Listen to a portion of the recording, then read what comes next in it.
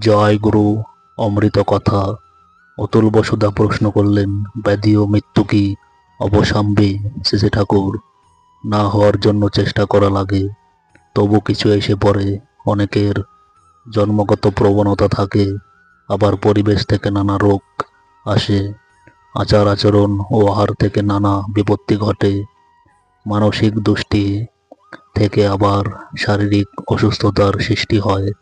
তাই রোগবালাই এড়াতে গেলে অনেক দিক সামাল দিতে হয়। ফল কথা, ইষ্ট, ব্যষ্টি, পরিবেশ, এই তিনের এই সঙ্গতিতেই জীবন।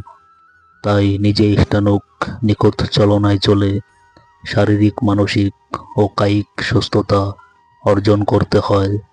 আবার নিজের সঙ্গে সঙ্গে পরিবেশকে যদি অমন সুস্থ করে তোলা না যায়, তবে কিন্তু একলা সুস্থ থাকা যাবে না। মৃত্যুকেও যে অতিক্রম করা না যায় তা নয়, আবার মরণও মরণ না। যদি স্মৃতিবাহী চেতনা লাভ করা যায়, তবে আয়ু যে প্রভূত পরিমাণে বাড়াতে যেতে পারে সে বিষয়ে সন্দেহ নেই।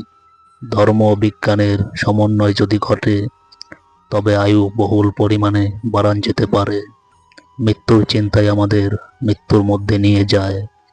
এমন প্রীতিমুখর পরিবেশ সৃষ্টি করতে হয় যাতে মানুষ মৃত্যুর কথা ভাবতেই ভুলে যায়।